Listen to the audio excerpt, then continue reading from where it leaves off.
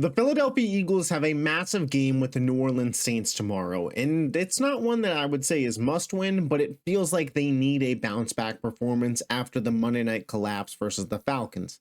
Here's how the team can bounce back and actually go out and win in New Orleans in a game that they're favored to lose. ESPN matchup predictor has them losing, but I actually think there is a clear path to victory for the Philadelphia Eagles. It's just a matter of can they actually complete that path and capitalize on some of the areas of weakness perhaps for the New Orleans Saints. See, the New Orleans Saints have yet to be tested in terms of a run defense. Some of that is a product of themselves just going up very quickly in these games and averaging 45 points a game, and a lot of that coming in the first half. But some of that is a product of who they've played.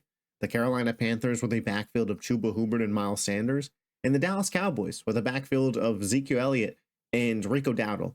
It's safe to say that they have yet to face a rushing offense the caliber of the Philadelphia Eagles, with Saquon Barkley and Jalen Hurts, who statistically does pretty well against Dennis Allen. He's ran for 60 plus yards in both of the times he's played him, and ran for over 100 in one of those times.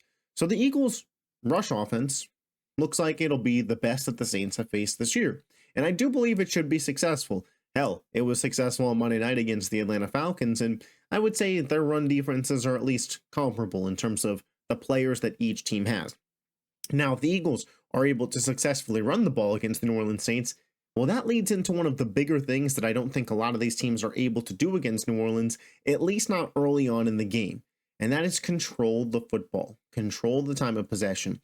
See, New Orleans has gotten off to these monster leads on both Carolina and Dallas. And I'm not saying that New Orleans isn't a good, talented team, but when you're front running up 21-0 already because you came out and just punched the opposing team in the face, it's easier to hold on to that lead than it is to, have a real dogfight of a game and come out on top.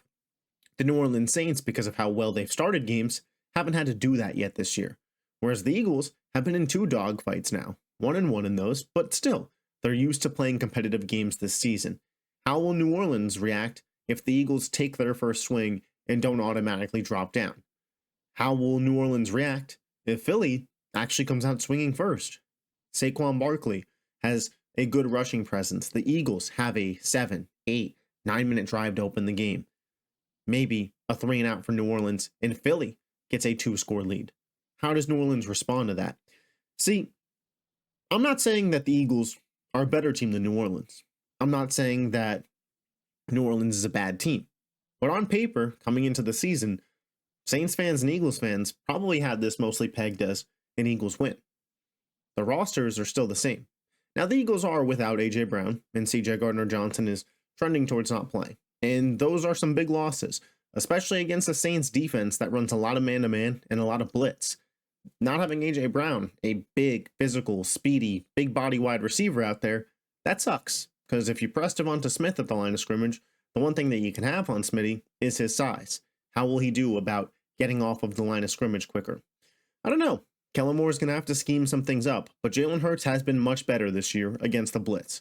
There's nothing doubting that. So my first key to victory for the Philadelphia Eagles, to summarize, is they have to control the ball. They have to win the time of possession battle, and they have to have good, long, sustained drives. You can't let this Saints offense keep getting out there and keep getting opportunities, and your defense keeps getting tired. Because what the Saints will do is run, play action, kill you over the top. Rashid Shaheed, Chris Olave, they got guys that could beat you deep. And Lord knows, with or without C.J. Gardner-Johnson, the Philadelphia Eagles are susceptible to being beat in the passing game that way. We all saw Monday night, right?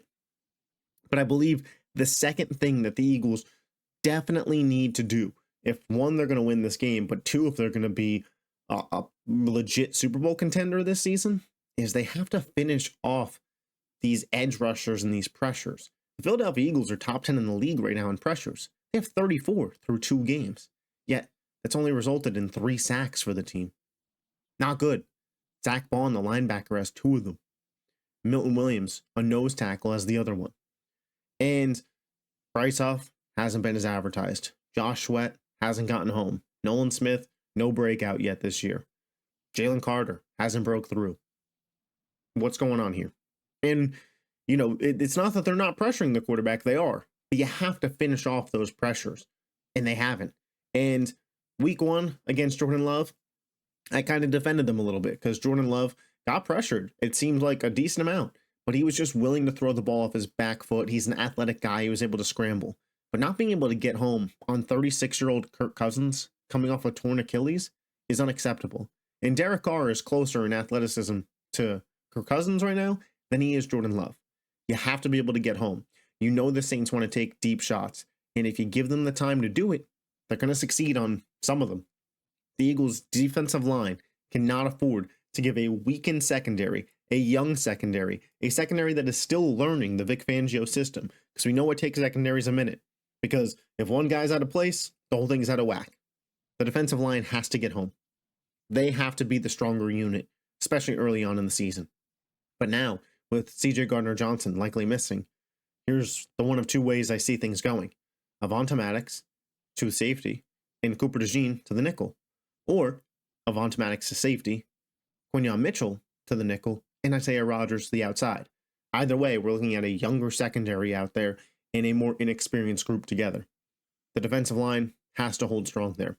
And then lastly, I think the next big key is you can't let Alvin Kamara beat you.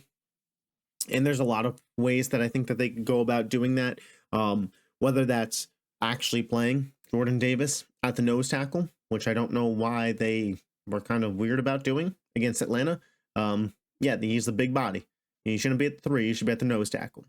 To me, that's just common sense. 2, Nakobe Dean and Zach Bond have to continue getting home and continue being good tacklers against the run. C.J. Gardner-Johnson is a big part of the Eagles' run defense. Without him, Kamara could get to the second level and could make a play. Those two have to step it up in his absence. And they have to, as well, be able to stop him on the edge. The stretch plays, they were killing Dallas. And we all know that Dallas's run defense is the weakness of their team. But we can't afford for it to be the weakness of the Eagles. The defensive line really needs to step up in New Orleans, and the Eagles need to limit the amount of possessions that New Orleans has in this game by sustaining good drives. Control the ball and get some pressure while you're out there on defense. Those are the two keys to Philadelphia beating New Orleans, getting the upset. My prediction, I think they do it. I do think they pull it off. I think there's a sense of desperation for the Eagles, and I think there's a sense of we're hot shit for the New Orleans Saints. And with that said, give me Philly to go on the road, get a tough win, 27-21.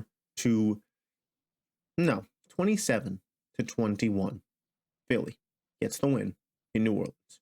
Drop your predictions as always in the comment section, and I will catch you guys next time. Peace. Go Birds.